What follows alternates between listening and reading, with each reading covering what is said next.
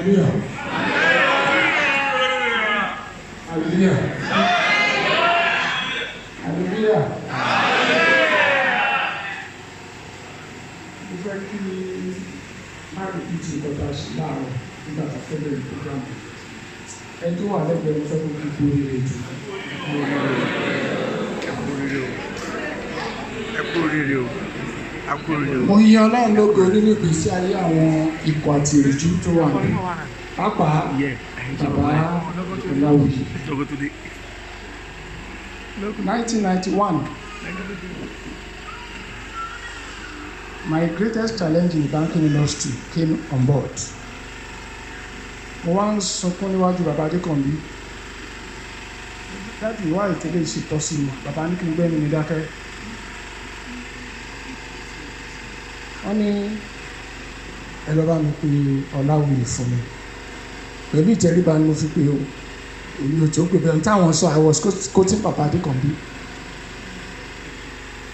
Wọ́n dẹ̀ dùn wọ́n sílẹ̀ yìí. Ẹ̀mí Olúwa sọ pé èyí tó wà ń bí àtẹ̀kùn sí gbéga ló máa jẹ́ fún ẹ̀. Kí ló wá ń sunkún fún? But it was very painful. Hallelujah. To the glory of God, by December that year, mo lọ sí Mẹ́kọ like a very sad person. You won't be sad in Jesus' name. Bíbélì sọ pé bí ẹkún pẹ́ di alẹ́, ayọ̀ ń bọ̀ lórí rẹ̀. Mo wà nílé àánú December 24th. Àwọn igi yẹn wọn ti dàgbà dáadáa, ilẹ̀ ti ṣú. Mo wá dìde mo fẹ́ máa lọ sí cathedral ní nǹkan bíi 9:45. Kẹ́sì máa bẹ̀rẹ̀. Mo gbọ́ clearly. Ìṣe pé bẹ́ẹ̀ nìkan wá sọ fún mi. Wọ́n ní bàbá àjọ ní Àdìó ló ń lọ yẹn ó ti tán fún un. So dejectedly ni mo rìn dé cathedral.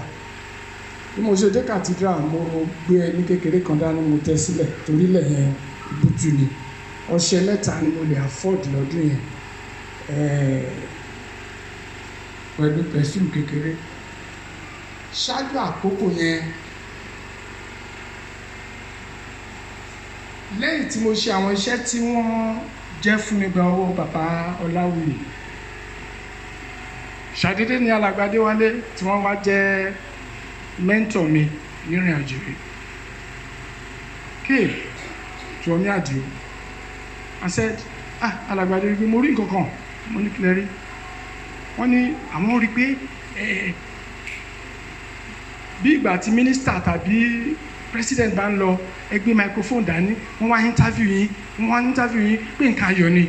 Ẹ wo ntọ́lọ́run wá ní kẹ́ ẹ ṣe ni wípé kẹ́ ẹ ní ìmọ́lẹ̀ méje. Ìkórè wa kù bí ọ̀sẹ̀ méjì ń gbà yẹn. 3rd Sunday of December la máa ń ṣe láti 1981. It has never changed. Gbogbo ọ̀nà la gbà pé ká change ẹ̀ torí àwọn programs ọmọ nǹkan àti school fees. But God said no, ó yẹ yín àbí kò yẹ yín ló ń yẹ wá. Bàbá Adékànbí ní ká máa tẹ̀síwájú. And to the glory of God, we are moving forward. We move forward in Jesus' name. Wọ́n ní kándù méje péré ní tí n bá ní wọ́n ní kí wọ́n béèrè nǹkan kan lọ́wọ́ mi kí n kó dání kí n jó but kí n ti jẹ́ káwọn tó máa gba ọpẹ́ kí n ti jẹ́ kí wọ́n mọ̀ wípé wọ́n á dá padà fún mi lẹ́yìn tó bá súre tán. Pé èèwọ̀ tó wà ń bẹ̀ ni wípé tí wọ́n bá tọ́ kándù yẹn wọ́n ò gbọ́dọ̀ mú àjókù kékeré yẹn bó ti kó mọ́. Hallelujah. I confided in my shepherd and I told him nǹkan tó ní ká ṣe rè gbogbo náà wà wọ́n mo sọ fún Dájú Adékànbí bàbá Ṣóbọ̀wálé of blessed memory gbogbo náà wá they all vex for me kí ló ṣe tí wọ́n láti dismiss me wọ́n ti dismiss me níbi iṣẹ́. Hallelujah. Nígbà táyọ̀ ń bọ̀ wọn ò ní ilé ẹkú ń bẹ̀. Jésù dùn sí o. Ṣé rí Psalm 23 was a testimony from a man of God who enjoyed God to the fullest. Therefore, you've got to know some intricacies of having him with you on a permanent note.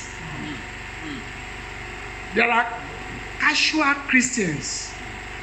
These are butter and bread Christians. They think about what they can get from God. but there are die-hard followers of Christ. That is why one day with Christ on this mountain, Òkè Ìbùkún, it transform your life. Amen. Hallelujah. Hallelujah. You know,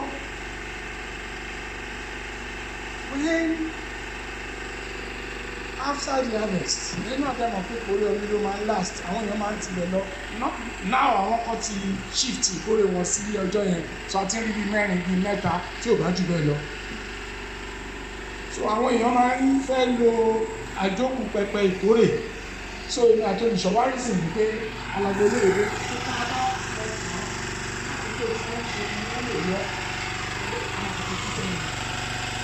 Hallelujah. Àwọn abéèdì àwọn afàdéhùn sí 9 o'clock lẹ́yìn tí gbogbo èèyàn ti lọ tán. You know, testimonies pọ̀ tí mi lè máa ṣàlàyé. Ilé yẹn tí mò ń gbé, àánú Ọlọ́run ni I never plan to build a house there. Oore ọ̀fẹ́ ẹ̀sìn ni tó o bá ń fẹ̀sìn ṣeré, you are not yet a follower of Christ. You are just a butter and bread celestial. You have to change your attitude now. Hallelujah. Ìgbà tá kókó aago 9 lù, ṣé mi ni mo mọ̀ pé mo mọ ohun tó ń jó mi lára? Mo ti bọ́ sínú church, mo ń retí. Ìgbà tó di 10 after, mo wá rán ìkan náà àwọn òṣìṣẹ́ Olúwa. He is now a very big shepherd o. Alàgbà Ọláníyì. Òun náà is circuited ní Ṣàgámù side yẹn sìn. Mo ní jọ́lọ́ bá ń pe alàgbà Olóyèdè wa. Òun náà wà ní yàrá ìyàwó wọn. Ṣẹ́dẹ̀ mọ̀ èèyàn láti fọ̀wọ̀ fún àwọn olùṣọ́ àgùntàn. So I now said, ntọ́ ní ká ṣe àti ṣe, àwọn àgbà ti súre, wọ́n ti kó kándù fún mi, ká tàn sí pẹpẹ ló dẹ̀ kù, kí n dẹ̀ sùn síwájú Olúwa, kí n fi ṣe títẹ́.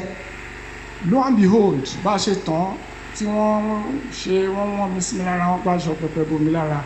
Bí mo ṣe sùn, mo kàn rí wípé ọwọ́ kan ó mú chalk dání, ó ń kọ nǹkan kan.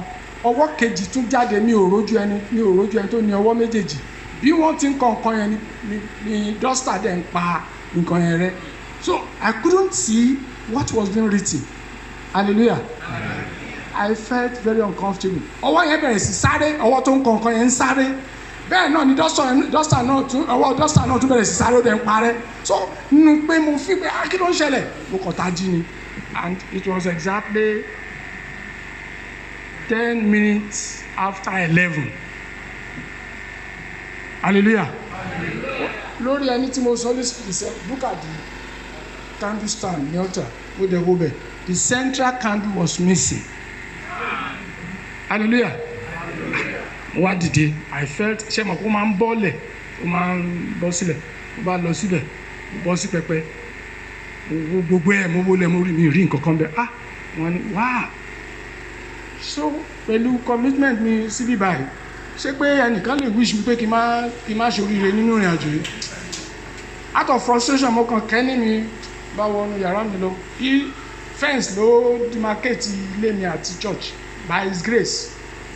Hallelujah. Mo ṣe bọ́ sórí bed, feeling that I was defeated. Kò tí ì pé 30 ìṣẹ́jú tí mo dórí bed, Jésù dé, ẹni tó kó wa jọ tó jẹ́ olùṣọ́-àgùntàn. Mo rí pé wọ́n mú mi lọ sọ́fíìsì mi. I was in a shock. So mo sì fi pé mo máa sanra báyìí o. Blue shirt, white singlet, white socks and a canvas. Gbogbo àwọn senior staff tó wà ní ọ́fíìsì mi náà, àwọn náà wà in the same uniform.